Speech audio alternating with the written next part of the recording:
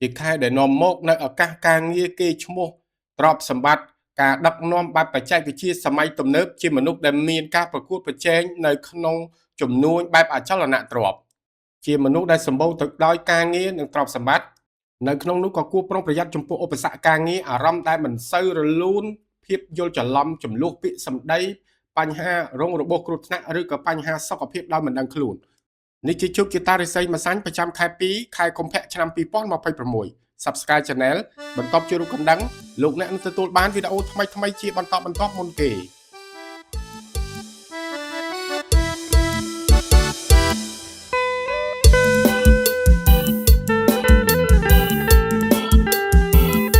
មុននឹងពួកយើងធ្វើការព្យាករណ៍ជោគជតារាសីម្សាញ់ប្រចាំខែ2ខែកុម្ភៈឆ្នាំ2026 ថ្លែងអំណរគុណចំពោះមិត្តភ័ក្តិបងប្អូននិង fan គ្រប់គ្នាទាំងអស់ដែលបាន Subscribe Channel ដែលបាន Like Share និង Comment ល្អៗនៅលើ Channel លោកផងដែរ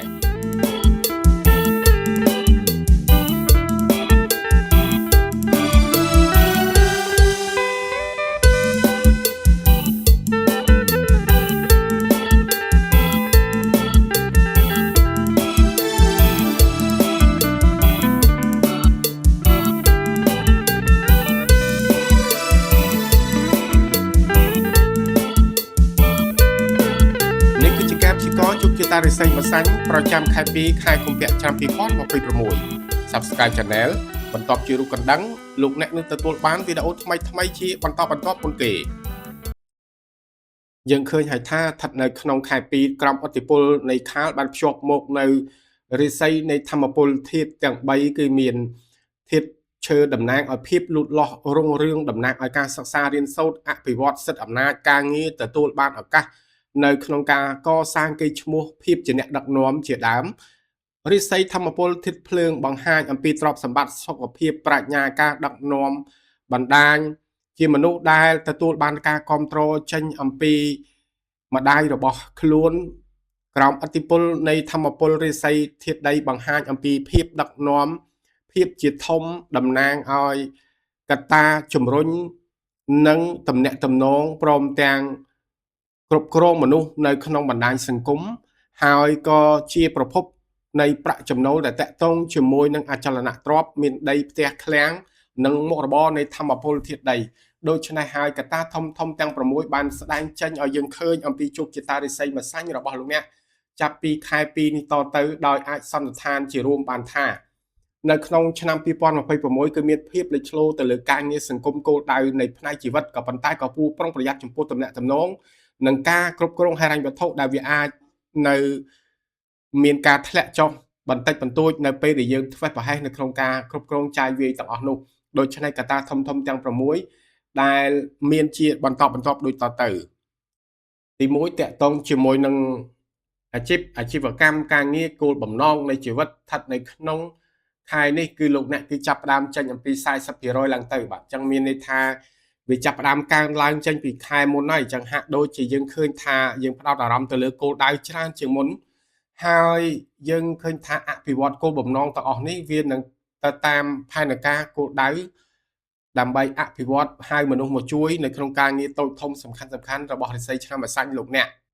កត្តាធំទី2ពាក់ព័ន្ធជាមួយនឹងហិរញ្ញវត្ថុលុយកាក់និងទ្រព្យសម្បត្តិព្រមទាំងសេដ្ឋកិច្ចរាសីឆ្នាំម្សាញ់លោកអ្នកស្ថិតនៅក្នុងខែ2នេះគឺទទួលបាន 75% បាទស្ថានភាពនៅក្នុងនេះគឺយើងចាត់ទុកថាជាលក្ខណៈល្អបង្គួរបាទអញ្ចឹងគឺថាយើងបង្ហាញអំពីសេដ្ឋកិច្ចដែលល្អប្រសើរហើយអញ្ចឹងយើងគួរតែប្រើប្រាស់នៅក្នុងសក្តានុពលដើម្បីវិនិយោគបន្ថែមព្រមទាំងពិនិត្យមើលទៅលើការចំណាយជាពិសេសគឺចំណាយរឿងមិនចាំបាច់ហើយកត្តាធំទី3ដែលពាក់ព័ន្ធជាមួយនឹងតំណែងតំណងស្នេហាឱកាសនៅក្នុងការធ្វើទីផ្សារបិទការលក់ជាដើមរាសីឆ្នាំម្សាញ់របស់លោកអ្នកនឹងគឺទទួលបានតុល្យភាព 50% បាទអញ្ចឹងតំណែងតំណងទាំងអស់នេះវាអាស្រ័យទៅលើសកម្មភាពដែលបងប្អូនកំពុងតែរស់នៅក្នុងតំបន់ឬក៏ទីដែលបងប្អូនកំពុងតែធ្វើការបាទហើយកត្តាធំទី4តាក់ទងជាមួយនឹងគ្រួសារហើយនឹងមិត្តភ័ក្តិរាសីឆ្នាំម្សាញ់របស់លោកអ្នកស្ថិតនៅក្នុងខែនេះគឺទទួលបាន 75% អញ្ចឹងយើងចាត់ទុកថាជាលក្ខណៈបង្គួរហើយវាល្អណាអញ្ចឹងយើងមើលសេចក្តីបន្ទាប់ស្ថិតនៅក្នុងការងារនោះកត្តាធំទី5បន្ទាប់គឺតាក់ទងជាមួយនឹងសុខភាពកាយសម្បទាមាំមួនរាសីឆ្នាំម្សាញ់របស់ លោកអ្នកស្ថិតនៅក្នុងខែនេះគឺទទួលបានតរយៈភាព 50% បាទកត្តាធំទី6ដែលពាក់ព័ន្ធជាមួយនឹងសកម្មភាពនៅក្នុងសង្គមកំណត់អាជីវកម្មការដឹកនាំការរួមចំណែកជួយសង្គមបរិច្ចាគជាដើមស្ថិតនៅក្នុងខែនេះគឺលោកអ្នកគឺមានភាពលេចធ្លោហើយទទួលបាន 80% បាទអញ្ចឹងមានន័យថាការងារសង្គមនេះគឺលោកអ្នកចូលរួមប្រឡូកនៅក្នុងសង្គមក៏ច្រើនសហគមន៍ក៏ច្រើនអញ្ចឹងការចែករំលែកក៏ច្រើនធ្វើឲ្យលោកអ្នកមានភាពជោគជ័យត្រឡប់មកវិញហ្នឹងក៏ធំក៏ច្រើនដូចគ្នាផងដែរបាទហើយបន្តិចទៀតនេះពួកយើងនឹងបង្ហាញអំពីកត្តាសំខាន់ពាក់ព័ន្ធជាមួយនឹងជោគជតារាសីម្សាញ់របស់លោកអ្នកមនុស្សមកជួយកត្តាហុងស៊ុយព្រមទាំងរឹកវេលានិងកត្តាពិសេសយ៉ាងច្រើនសម្រាប់រាសីឆ្នាំម្សាញ់នាពេលបន្តិចទៀតនេះបាទអញ្ចឹងបើយើងនិយាយអំពីឱកាសការងាររបស់រាសីឆ្នាំម្សាញ់របស់លោកអ្នកស្ថិតនៅក្នុងខែនេះក្នុងចំណោម28ថ្ងៃរាសីឆ្នាំម្សាញ់របស់លោកអ្នកគឺមានឱកាសនៅក្នុងការទទួលបានទូនាទីឋានៈឱកាសការងារថ្មីការឡើងទូនាទីឋានន្តរស័ក្តិឬក៏ឱកាសនៅក្នុងការលក់ដូរនឹងវាដាច់បាទមានអតិថិជនជួយទិញជួយគ្រប់គ្រងនឹងច្រើនចឹងក្នុងចំណោម28ថ្ងៃនេះគឺបណ្ដាថ្ងៃទាំងអស់នេះវាមានភាពលេចធ្លោច្រើនជាងគេស្ថិតនៅក្នុងថ្ងៃទី9និងថ្ងៃទី19ឱកាសនៅក្នុងការងារដែលពាក់ព័ន្ធជាមួយនឹងការរាយរាប់ខាងលើអំបញ្ញមិញនេះបាទហើយចឹងតកតងជាមួយនឹងឱកាសនៅក្នុងការសាងនៅទ្រព្យសម្បត្តិឬក៏ការលក់ផលិតផលលក់ដូរដាច់ណាមានឱកាសលេចធ្លោស្ថិតនៅក្នុងបណ្ដាថ្ងៃទាំងអស់នេះឯងគឺថ្ងៃទី5ទី6 15 16 25 26បាទនេះគឺជាឱកាសតាក់ទងការងារអញ្ចឹងក៏ការងារក្នុងស្ថាប័នដីនៅក្នុងក្រុមហ៊ុនរិស័យឆ្នាំម្សាញ់របស់លោកអ្នកប្រស័យតាក់ទងជាមួយនឹងបណ្ដាឆ្នាំទាំងអស់នេះញឹកញាប់ជាងគេគឺមានឆ្នាំជូតឆ្នាំខាលបាទឆ្នាំរោងឆ្នាំរកាឆ្នាំមមីបាទហើយនឹងឆ្នាំថោះនោះផងដែរបាទអញ្ចឹងបណ្ដាឆ្នាំទាំងអស់នេះគឺពាក់ព័ន្ធជាមួយនឹងការរកស៊ីវិនិយោគការងារសង្គមតាក់ទងតំណែងតំណងជាមួយអ្នកធំបាទអញ្ចឹងចំពោះសកម្មភាពដែលតាក់ទងជាមួយនឹងអ្នកដែលមានអំណាចនោះគឺមានបណ្ដាស្ថិតនៅក្នុងថ្ងៃទាំងអស់នេះឯងហើយជាពិសេសគឺយើងឃើញថាមនុស្សប្រុសស្រីដែលកើតនៅក្នុងឆ្នាំម្សាញ់ហើយមានផ្កាជីវិតលេខ1បងប្អូនលោកអ្នកមានការងារតូចធំដែលគិតមិនចេញមានបញ្ហាឧបសគ្គកើតឡើងត្រូវការរកមនុស្សជួយឬក៏ស្វែងរកឱកាសផ្សេងមិនថាជានៅក្នុងរឿងសេដ្ឋកិច្ចនយោបាយហិរញ្ញវត្ថុបាទបច្ចេកវិទ្យាចំណេះដឹងការអភិវឌ្ឍឬក៏ការធ្វើទីផ្សារកំណត់អាជីវកម្មផ្សេងមនុស្សទាំងអស់នេះអាចជួយលោកអ្នកបានជាអាចមានថាមនុស្សដែលកើតនៅក្នុងឆ្នាំវោកនេះ1ជូតនេះ2រកា3ម្សាញ់4ហើយមនុស្សដែលកើតនៅក្នុងឆ្នាំកុលនេះ5បាទអញ្ចឹង5ឆ្នាំនេះជាមិត្តសម្លាញ់សម្ងាត់របស់រាសីឆ្នាំម្សាញ់ដែលមានការជីវិតលេខ1របស់លោកអ្នកហើយចឹងយើងឃើញថានៅក្នុងវីដេអូមុនយើងបានបញ្ជាក់ហើយដើម្បីងាយស្រួលនៅក្នុងការបងប្អូនស្ដាប់មកដល់ថាអ្នកដែលមានផ្កាជីវិតលេខប្រមាណវីដេអូមុននេះពួកយើងបានបង្ហាញអំពីរបៀបនៅក្នុងការគណនាតាមឆ្នាំកំណើតរបស់បងប្អូនលោកអ្នកទាំងអស់មិនថាមនុស្សប្រុសមនុស្សស្រីអញ្ចឹងយើងដឹងអំពីកិច្ចហ្នឹងយើងអាចយកមកផ្គុំនៅក្នុងការងារបង្ហាញអំពីជោគជតារាសីនៃឆ្នាំនីមួយៗជាក់ស្ដែងនៅក្នុងរាសីឆ្នាំម្សាញ់បងប្អូនគឺមានផ្កាជីវិតលេខ1ដូច្នេះហើយទិសរុងរឿងនាំមកនៅសុខភាពទ្រព្យសម្បត្តិរាសីឡើងខ្ពស់ទៅដែរបញ្ហានាំមកនៅលៀបសំណាងឱកាសការងារអាជីវកម្មលូតលាស់រុងរឿងសុភមង្គលការវិនិយោគការសិក្សាការធ្វើដំណើរនិងការប្រារព្ធពិធីមង្គលផ្សេងហ្នឹងទិសធំទាំង4របស់រាសីឆ្នាំម្សាញ់ដែលមានផ្កាជីវិតលេខ1នេះគឺមាន4ទិសបាទទី1គឺទិសខាងត្បូងកើតទី2គឺទិសខាងកើតទី3គឺទិសខាងត្បូងនិងទី4គឺទិសខាងជើងបាទនេះជាទិសដែលមានសិរីមង្គលដែលនាំមកនៅរកវេលានាំមកនៅលៀបសំណាងឱកាសបាទសម្រាប់រាសីឆ្នាំម្សាញ់ចាប់ពីខែ2 2026នេះតទៅហើយសម្រាប់បងប្អូនលោកអ្នកបាទមនុស្សប្រុសស្រីទាំងឡាយដែលកើតនៅក្នុងឆ្នាំម្សាញ់ឬក៏តួរាសីម្សាញ់មានការប្រជែងនៅក្នុងការងារតាក់ទងជាមួយនឹងសិទ្ធិអំណាចឬក៏ការងារកាន់កាប់នៅក្នុងទូនាទីយូរអង្វែងឬក៏រឿងប្រជែងខាងផ្នែកអចលនទ្រព្យឬក៏ការងារតូចធំការចាញ់អំពីមនុស្សដែលមានឥទ្ធិពលមនុស្សដែលមានទ្រព្យច្រើននេះប្រជែងយើង ចឹងប្រជែងហ្នឹងឱកាសដែលគេប្រជែងយើងហ្នឹងវាមានភាពលេចធ្លោប្រាប់ឲ្យយើងឃើញថាវាកើតឡើងនៅក្នុងថ្ងៃទី3បាទថ្ងៃទី13និងថ្ងៃទី23ដែលស្ថិតនៅក្នុងខែ2នេះចឹងបងប្អូនពិចារណាមើលខ្លួនឯងថាការងារដែលពាក់ព័ន្ធនឹងរឿងសប្តាហ៍ថ្ងៃនេះមានរឿងអីខ្លះដែលវាឲ្យហេតុតាំងពីមុនមកវានឹងអាចលេចធ្លោស្ថិតនៅក្នុងបណ្ដាថ្ងៃទាំងអស់នេះយើងបងប្អូនអាចដឹងដោយខ្លួនឯងបានបាទអញ្ចឹងហើយចំពោះការនិយាយស្ដីប្រស្រ័យតាក់ទងជាមួយនឹងអឺការធ្វើកិច្ចការងារចោះកុងត្រាការងារដៃគូអាជីវកម្មអីគឺត្រូវពិនិត្យនៅលើអង្គច្បាប់ពិនិត្យទៅលើឯកសារនឹងឲ្យបានច្បាស់លាស់មុននឹងចុះហត្ថលេខាឬកិច្ចការងារតូចធំដែលជាកិច្ចសំខាន់របស់បងប្អូននោះបាទហើយរឿងទាំងអស់នេះវាកើតឡើងធ្វេសប្រហែសចេញអំពីអ្នកដែលនៅជុំវិញខ្លួនយើងហ្នឹងអញ្ចឹងយើងមិនមែនថាមិនជឿគេទេយើងជឿនៅក្នុងលេខមួយដែលអាចគ្រប់គ្រងខ្លួនឯងបានមិនមែនជឿដាក់ចិត្តផ្ដេកផ្ដួលទុកចិត្តគេទាំងស្រុងថាគេធ្វើការងារនឹងបានជោគជ័យរាល់ខែរាល់ឆ្នាំអញ្ចឹងវាមិនដែលអីម្ដងទេអញ្ចឹងអាមិនដែលអីហ្នឹងគឺវាកើតឡើងទៅជាអីយើងគួរប្រុងប្រយ័ត្នបន្ថែមបាទហើយក៏មិនមែនមានន័យថាដល់ថ្នាក់លែងទុកចិត្តអ្នកណាអាចបកគលការងារឲ្យគេធ្វើការនោះទេគ្រាន់តែថាយើងត្រូវត្រួតពិនិត្យបន្ថែមនៅពីលើនៅក្នុងការងារហ្នឹងណា double check make sure ដើម្បីឲ្យយើងឃើញថាវាមិនមានបញ្ហាឬក៏ហានិភ័យដែលត្រូវប្រឈមឬដោះស្រាយនៅពេលបន្ទាប់អញ្ចឹងចំពោះការងារទាំងឡាយនោះគឺបងប្អូនឱកាសនៅក្នុងការទទួលបានការងារថ្មីទទួលបានការគ្រប់គ្រងចេញអំពីចវាយនាយចេញពីថ្នាក់ដឹកនាំចេញពីមនុស្សដែលមានទូនាទីខ្ពស់គឺឱកាស 60% ស្ថិតនៅក្នុងហ្នឹងបាទអញ្ចឹងស្ថិតនៅក្នុងជ្រុងខាងកើតដែលបងប្អូនបានដឹងអំបញ្ញមិញនេះបាទទិសខាងកើតឬក៏ជ្រុងខាងកើតនៃទីតាំងកន្លែងដែលយើងធ្វើការឬក៏មនុស្សដែលស្នាក់នៅឬក៏រស់នៅក្នុងទិសផ្ទះខាងកើតនេះគឺមានឱកាសបានច្រើនហើយទទួលបានទ្រព្យសម្បត្តិការគ្រប់គ្រងចេញអំពីម្ដាយបង្កើតចេញពីអាណាព្យាបាលម្ដាយមីងអីក៏ដោយណាទ្រព្យទាំងអស់នោះគឺការចេញបាទចេញអំពីការនិយាយរួមទៅកតញ្ញូបង្កើតទ្រព្យបាទមានន័យថាបងប្អូនគឺទទួលបានកិច្ចល្អប្រសើរនៅក្នុងការងារតូចធំនោះចឹងនៅកន្លែងការងារនោះអ្វីដែលយើងគួរប្រុងប្រយ័ត្នបន្ថែមគឺពាក្យសម្ដីផុនយើងនឹងឯងណាពាក្យសម្ដីមិនថារឿងនិយាយគ្នាមិនចោះសម្រងនៅក្នុងការងារឬក៏រឿងទំនាក់ទំនងឬក៏ការនិយាយលេងសើចហ្នឹងវាអាចទៅជាប្រកាន់បាទអញ្ចឹងវាអាចមានការនិយាយដើមចាក់ចុចអុចអាលពីក្រោយខ្នងត្រូវប្រយ័ត្នពាក្យសម្ដីនឹងជាមួយនឹងអ្នកដទៃវាពេលខ្លះវាមានចំនួនឬក៏គ្រោះថ្នាក់បន្តិចបន្តួចអាចជាការវះកាត់ឬក៏មានន័យថាមានសម្ពាធនៅក្នុងកន្លែងការងារការប្រជែងនៅក្នុងកន្លែងការងារហ្នឹងពីមិត្តភ័ក្តិនៅជុំវិញហ្នឹងរឿងពីសាច់ញាតិបាទអញ្ចឹងវាអាចមានការជួបឧបសគ្គការរំខាននៅក្នុងការងារដែលយើងកំពុងតែធ្វើអញ្ចឹងវានាំឲ្យមានការយល់ច្រឡំបញ្ហាសុខភាពបន្តិចបន្តួចក៏វាអាចកើតមានឡើងហើយអឺរឿងដែលយើងនឹងពេលខ្លះមានភាពមេនះទៅចេះរឹងរូសឬក៏អាចមានចំនួនជាមួយនឹង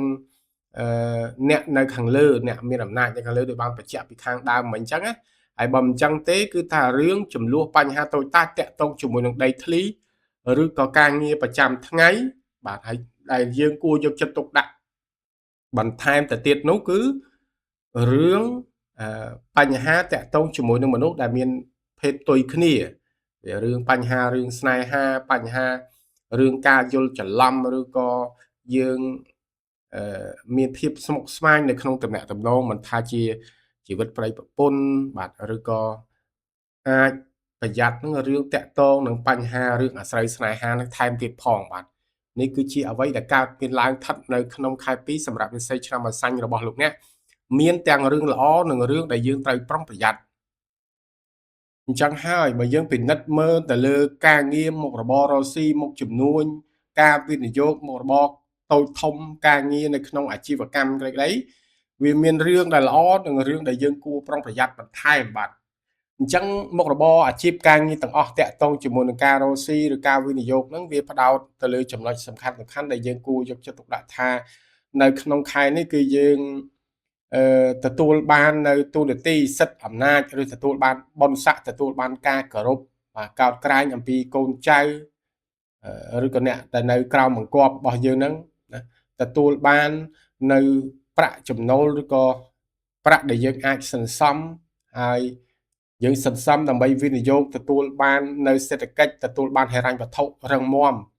ហើយនៅក្នុងខែនេះផងដែរសមត្ថភាពនៅក្នុងការដឹកនាំរបស់លោកអ្នកនឹងគឺល្អប្រសើរមានភាពម៉ឺងម៉ាត់ហ្មត់ចត់ការគ្រប់គ្រងមនុស្សនឹងក៏បានល្អប្រសើរហើយអ្វីដែលលោកអ្នកត្រូវប្រុងប្រយ័ត្នបន្ថែមនោះបាទរឿងមួយចំនួនវាបញ្ជាក់អំពីសម្ពាធការផ្លាស់ប្ដូរធំភាពតានតឹងឬក៏តំណែងតំណងជាមួយកូនចៅយើងនឹងមិនសូវជាបានល្អបង្ហាញអំពីរឿងមួយចំនួនទៀតដោយតាក់ទងរឿងផ្លូវច្បាប់ឆ្លុះប្រកែកបញ្ហាសុខភាពហើយត្រូវប្រយ័ត្នពាក្យសម្ដីជាមួយនឹងមនុស្សដែលនៅក្រោមយើងបាទមិនថាជាអាយុប្អូនជាបទពិសោធន៍ឬក៏ជាកូនចៅបរិវាររបស់យើងឯងហើយនៅក្នុងការធ្វើដំណើរចរាចរណ៍គួរប្រុងប្រយ័ត្នចំពោះរឿងបញ្ហាគ្រោះថ្នាក់ឬក៏ដោយសាររឿងការបើកបរឬក៏ការប្រើប្រាស់ឧបករណ៍សម្ភារៈដែលធ្វើពីលោហៈធាតុដែលមុតស្រួចយើងអាចងាយស្រួលយល់ឧទាហរណ៍ដូចជាមជុលឬក៏កំបិតអីចឹងទៅអាចវាមុតវាប៉ះពីអីហូរឈាមអញ្ចឹងណាយើងទៅពិនិត្យសុខភាពផងដែរហើយបញ្ហាសំខាន់គឺថារឿងយើងឲ្យមានភាពល្អប្រសើរកុំតែចេះរឹងរូសហើយទៅតាំងចិត្តខ្លួនឯងកុំឲ្យឆេវឆាវព្រោះថាវាតំណាងឲ្យការគ្រប់គ្រងចិត្តរបស់យើងនឹងវាមិនបានល្អប្រសើរនៅក្នុងតំណែងជាមួយនឹងអ្នកតូចឬក៏អ្នកនៅក្រៅបង្គាប់នោះបាទអញ្ចឹងការងារនៅក្នុងការដែលយើងប្រុងប្រយ័ត្នទាំងអស់នោះវាយើងត្រូវប្រយ័ត្នមានភាពលេចធ្លោស្ថិតនៅក្នុងថ្ងៃទី2ថ្ងៃទី4បាទ12 14 22 24បាទវាកើតឡើងអញ្ចឹងនៅក្នុងចំណោម6ថ្ងៃនេះគឺថារឿងតំណែងតំណងការងារតូចធំហ្នឹងយើងប្រយ័ត្នទៅលើការងារដែលបានរាយរាប់មិញហ្នឹងបាទនេះគឺជាចំណុចដែលយើងគួរយល់ដឹងបាទឥឡូវយើងពិនិត្យមើលបន្ថែមតាក់ទងជាមួយនឹងឱកាសនៅក្នុងការធ្វើទីផ្សារបាត់ការលក់តំណែងតំណងស្នេហានៅក្នុងការងារនៅក្នុងសង្គមខាងក្រៅវិញម្ដងបាទចឹងយើងឃើញថាឱកាសនៅក្នុងការធ្វើការងារក្រៅប្រទេសតំណែងតំណងការលក់ឱកាសនៅក្នុងការសាងឬក៏បញ្ចេញអចលនទ្រព្យរបស់យើងលក់ដូរឬក៏ជួលអីហ្នឹងតើមានរឿងល្អយ៉ាងម៉េចខ្លះហើយរឿងដែលយើងត្រូវប្រុងប្រយ័ត្នបង្ការជៀសវាងនឹងរឿងអីខ្លះបាទអញ្ចឹងនៅក្នុងរឿងល្អនេះគឺតំណាងឲ្យទ្រព្យសម្បត្តិបាទសំណាងបង្ហាញអំពីសមត្ថភាពនៅក្នុងការរលួយបានច្រើននៅក្នុងខែហ្នឹងណាហើយវាបង្ហាញអំពីជីវភាពធូរធារការចេញអំពីការខិតខំប្រឹងប្រែងរបស់យើងវានឹងឲ្យត្រូវឲ្យផលស្ថិតនៅក្នុងខែនេះបង្ហាញថាយើងនឹងទទួលបានការងារផ្លាស់ប្ដូរការងារពីកន្លែងមួយទៅកន្លែងថ្មីមួយទៀតគឺល្អប្រសើរជាងមុនឱកាសការងារដែលទំនោរទៅរកភាពជោគជ័យអញ្ចឹងយើងឃើញថាតំណែងតំណងមិនថាការសិក្សាការអភិវឌ្ឍសិក្សាស្រាវជ្រាវបង្កើតផលិតផលគឺមានភាពអភិវឌ្ឍឈានឡើងល្អយកឈ្នះហើយនឹងមានកេរ្តិ៍ឈ្មោះល្បីល្បាញក៏ដូចជាចំណេះដឹងរបស់យើងនឹងអាចប្រែក្លាយទៅជាប្រាក់ចំណូលវិញបាទអញ្ចឹងយើងឃើញថាដោយសារតែ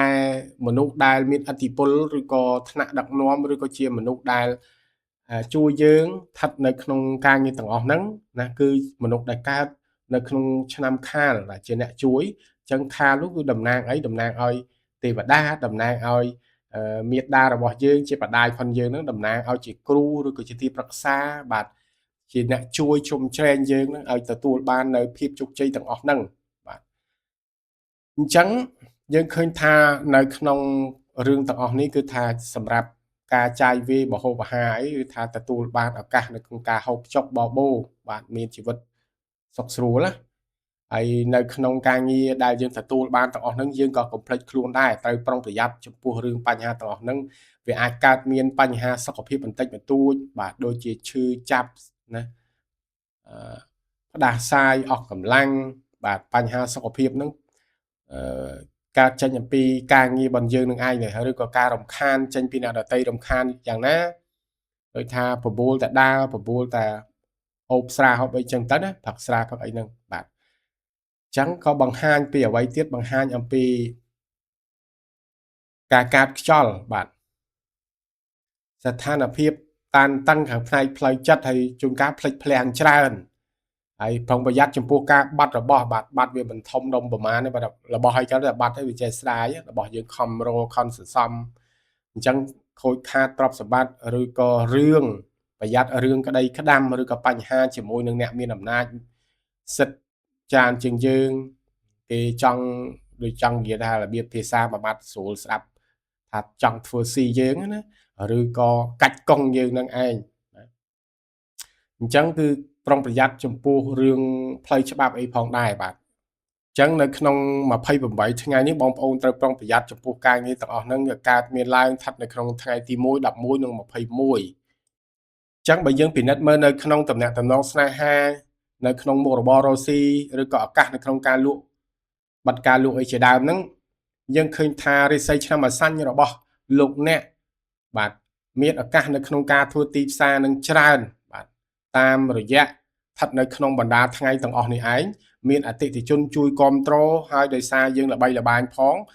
នៅក្នុងបណ្ដាថ្ងៃទាំងអស់នេះគឺអាចជួយលោកអ្នកនឹងឲ្យសម្រាប់ទៅតាមការងារដែលយើងបានគ្រោងទុកពីមុនមកនោះបាទអញ្ចឹងយើងឃើញថាសម្រាប់ការលក់ដូរដែលមានអតិថិជនជួយគ្រប់គ្រងច្រើនស្ថិតនៅក្នុងបណ្ដាថ្ងៃទាំងអស់នេះឯងស្ថិតទី1បាទស្ថិតនៅលើថ្ងៃទី9ថ្ងៃទី19បន្ទាប់មកទៀតស្ថិតនៅក្នុងបណ្ដាថ្ងៃទី5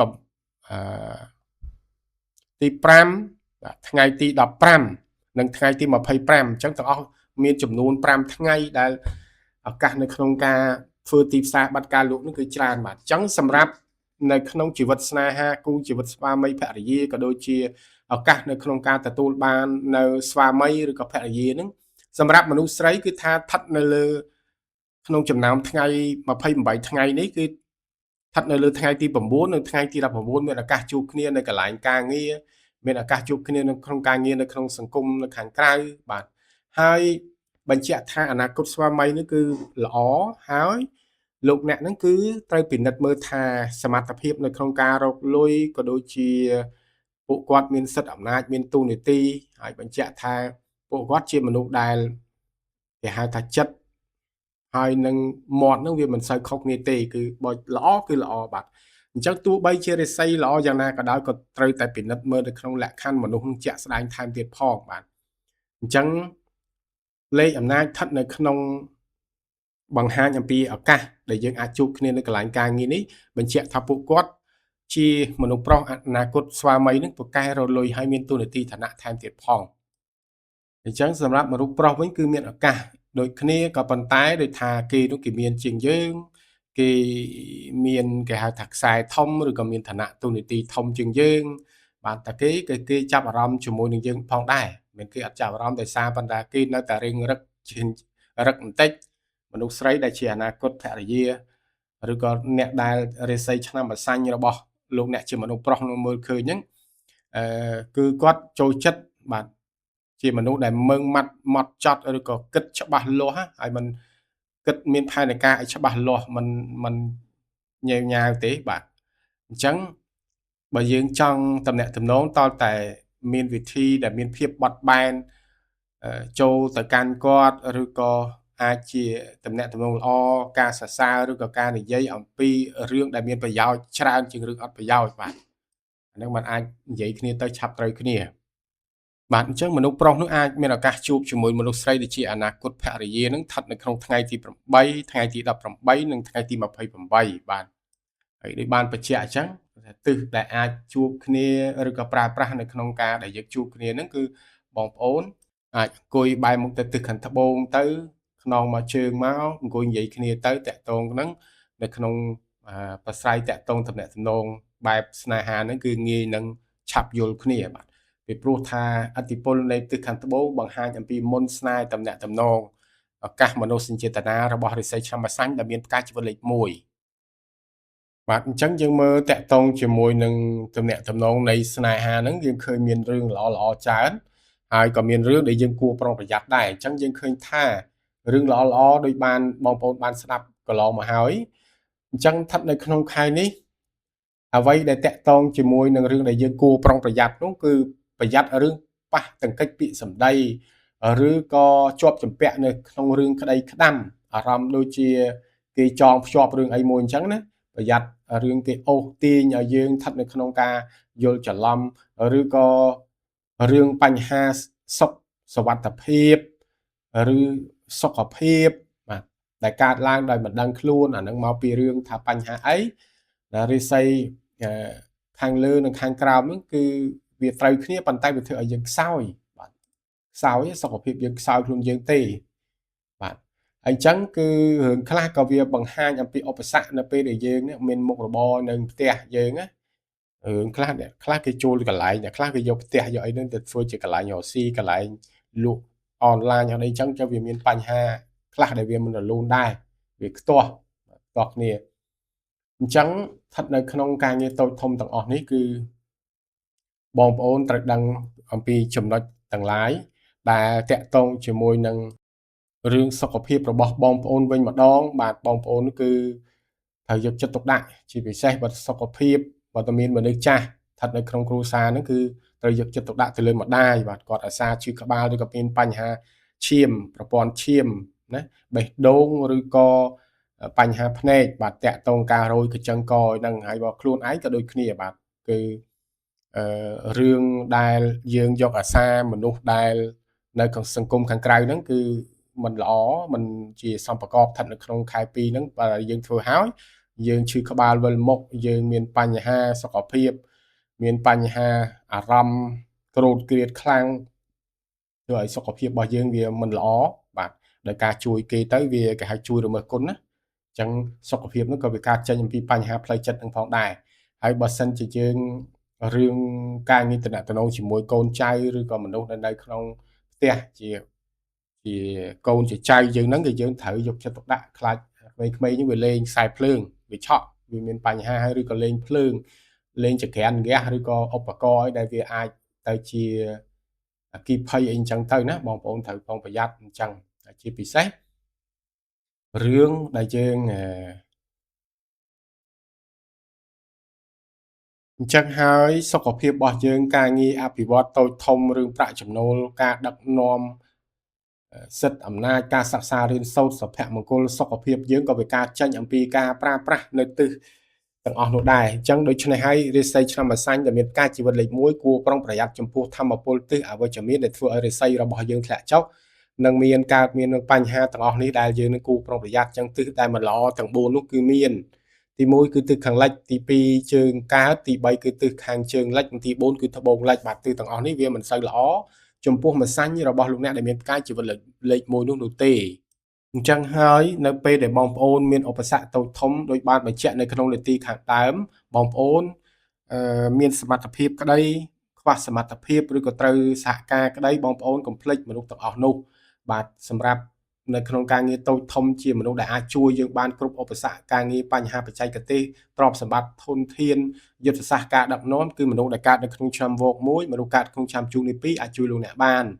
ហើយបើត្រូវការតាក់ទងជាមួយនឹងការសិក្សាសតិបញ្ញាការអភិវឌ្ឍសិក្សាស្រាវជ្រាវបន្ថែមពីរឿងបច្ចេកទេសបច្ចេកវិទ្យារឿងឯកសារផ្លូវច្បាប់អីទាំងអស់ហ្នឹងមនុស្សឆ្នាំរកាអាចជួយលោកអ្នកបានហើយបើតាក់ទងជាមួយនឹងឱកាសការងារសង្គមជំរុញការធ្វើទីផ្សារបរិសក្តានុពលការលក់បាទក៏ដូចជាមនុស្សតូចធំនៅក្នុងបណ្ដាញសង្គមអីជាដើមមនុស្សដែលកើតនៅក្នុងឆ្នាំមមីអាចជួយលោកអ្នកបានហើយចំពោះគំនិតអភិវឌ្ឍអាជីវកម្មការធ្វើដំណើរចេញក្នុងក្រៅប្រទេសការប្រារព្ធពិធីមង្គលផ្សេងការធ្វើដឹកនាំនៅក្នុងមនុស្សនៅក្នុងសង្គមក៏ដូចជាយុទ្ធសាស្ត្រនៅក្នុងភាពជាអ្នកដឹកនាំអីជាដើមមនុស្សដែលកើតនៅក្នុងឆ្នាំកុលអាចជួយម្សាញ់លោកអ្នកបានបងប្អូនកុំគិតថាកុលម្សាញ់នេះវាសិតតែឆុងគ្នាគ្រប់រឿងហើយរឿងមិនល្អទាំងអស់ណាបងប្អូនមិនមែនរឿងអញ្ចឹងគ្រប់សាច់រឿងទាំងអស់នោះទេពីព្រោះថាវាអាស្រ័យទៅនឹងផ្កាយជីវិតវាអាស្រ័យនឹងធម្មពលវាអាស្រ័យនឹងធាតុច្រើនបាទវាគ្រាន់តែក្នុងលក្ខណៈសម្គាល់តែមួយផ្នែកយើងមិនអាចសន្មត់ថារឿងហ្នឹងវាអាក្រក់គ្រប់សាច់រឿងទាំងអស់នោះទេបាទអញ្ចឹងដោយសាររឿងអ្វីៗវាកើតឡើងជោគជ័យព្រោះរឿងអាស្រ័យគ្នាដូច្នេះបងប្អូនមាន5 6ឆ្នាំអាចជួយបងប្អូនលោកអ្នកបានយ៉ាងស្រួលបំផុតបាទអញ្ចឹងគឺមានវោកជូតរោងវោកជូតរកាមមីនិងកុលនេះគឺជាឆ្នាំសម្ព័ន្ធមិត្តដែលមុតសម្ងាត់បាទអញ្ចឹងយើងឃើញថាឱកាសនៅក្នុងការរៀបចំការងារតូចធំបងប្អូនដឹងទាំងអស់បញ្ហាដំណោះស្រាយអញ្ចឹងសង្ឃឹមជូនពរបងប្អូនលោកអ្នកពិចារណាហើយប្រើប្រាស់នៅព័ត៌មានដ៏ត្រឹមត្រូវនេះដើម្បីជាកើតជាប្រយោជន៍និងសេចក្តីសុខសម្រាប់លោកអ្នកឲ្យបានគ្រប់គ្នាសពកាល chẳng chun po bong ônលោកអ្នកទទួលបានកិច្ចល្អប្រសើរគ្រប់បែបយ៉ាងជួបគ្នានៅក្នុងវីដេអូល្អៗជាបន្តទៀត